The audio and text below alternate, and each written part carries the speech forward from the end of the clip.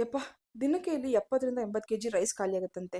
ಇಲ್ಲಿ ವೀಕೆಂಡಲ್ಲಿ ಯಾವುದೇ ಕಾರಣಕ್ಕೂ ಈ ಹೋಟೆಲ್ನ ವಿಸಿಟ್ ಮಾಡಬೇಡಿ. ನಮ್ಮ ಕೊಟಲ್ದಲ್ಲಿರೋ ಈ ಹೋಟೆಲಲ್ಲಿ ರೈಸ್ ಬಾತ್ಗೆ ಸಪ್ರೇಟ್ ಫ್ಯಾನ್ ಬೇಸ್ ಇದೆ. ಇದು ಯಾವ ಹೋಟೆಲ್ ಅಂತ ಹೇಳ್ತೀನಿ, ಅದಕ್ಕೂ ಮುಂಚೆ ವಿಡಿಯೋ ಸೇವ್ ಮಾಡ್ಕೊಳ್ಳಿ, ನಮ್ಮ ಟ್ರಾವೆಲ್ ಅಂಡ್ ಟೇಬಲ್ನ ಫಾಲೋ ಮಾಡಿ. ನಾವು ಸ್ಟಾರ್ಟ್ ಮಾಡಿದ ಉದ್ದೇಶನೇ ಬಾಳೆ ಎಲೆ ಕೊಡ್ಬೇಕು, ತೊಳೆಯೋರಿಲ್ಲ ಅಂತ ಹೇಳಿ. ಪ್ಲೇಟ್ 5 ರೂಪಾಯಿನ ಕೊಟ್ಟಾಗ 2 ರೂಪಾಯಿ ಕೊಟ್ರು ಕೊಟ್ಬಿಟ್ಟಿದ್ವಿ. ಅರ್ಧ ಪ್ಲೇಟ್ಗೆ 2, 5 ರೂಪಾಯಿ ಪ್ಲೇಟು ಏನು ಇಲ್ಲ ಅಂದ್ರೂ ನಂಗೆ ಹೊರಟೆ ಬಂದ್ಬಿಟ್ಟಿದ್ವಿ. ಕೊಡಾಲಿನ ಅಂತ ಹೇಳಿ BRC near science park, HN science park ಹತ್ರ ಆ ರೋಡ್ನಾಗ ಬರುತ್ತೆ ನಮ್ದು. ಈಗ ಬಟ್ರೋಲ್ ಪ್ರಾಬ್ಲಮ್ ಆದಾಗಿಂದ ಪೂರಿ ಮಾಡೋದು ಬಿಟ್ಬಿಟ್ಟಿದೀವಿ. ಹುಳಿ ಉಪ್ಪು ಖಾರ ಕರೆಕ್ಟ್ ಹಾಕಿದ್ರೆ ಹೋಟ್ಲ್ ಅನ್ಸ್ಕೊಂಬೋದು. ಕೆಲವು ಹೋಟ್ಲಾಗ ಉಪ್ಪಿದ್ರು ಹುಳಿ ಇರಲ್ಲ, ಖಾರ ಇರಲ್ಲ, ಖಾರ ಇದ್ರೆ ಏನೂ ಇರಲ್ಲ. ಜನ ಹೆಂಗ್ ತಿನ್ನೋದು?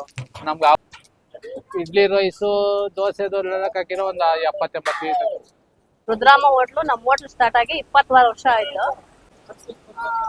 ಬೆಳಗ್ಗೆ ಇಡ್ಲಿ ರೈಸು ದೋಸೆ ಇರುತ್ತೆ, ಮಧ್ಯಾಹ್ನ ಅನ್ನ ಸಾಂಬಾರು ಚಿತ್ರಾನ್ನ ಮುದ್ದೆ 3 ಗಂಟೆವರೆಗೂ ಇರುತ್ತೆ.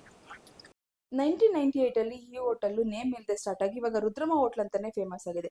ಇವ್ರ ಹತ್ರ ಸಿಗೋ ಪ್ರತಿಯೊಂದು ಐಟಮ್ ಸೂಪರ್ ಆಗಿರುತ್ತೆ. ಯಾಕೆಂದ್ರೆ ಇವ್ರು ಪ್ರತಿಯೊಂದನ್ನು ಸೌದೆ ಒಲೆಯಲ್ಲೇ ಮಾಡೋದು. ಇವ್ರ ಹತ್ರ ಸಿಗೋದೇ 3 ಐಟಮ್: ಇಡ್ಲಿ, ದೋಸೆ, ರೈಸ್ ಬಾತ್. ಇಡ್ಲಿ ಅಂತೂ ಸಕ್ಕ ಸಾಫ್ಟ್ ಆಗಿ ಸ್ಪೈಸಿ ಚಟ್ನಿ ಜೊತೆ ಸಕ್ಕದಾಗಿತ್ತು.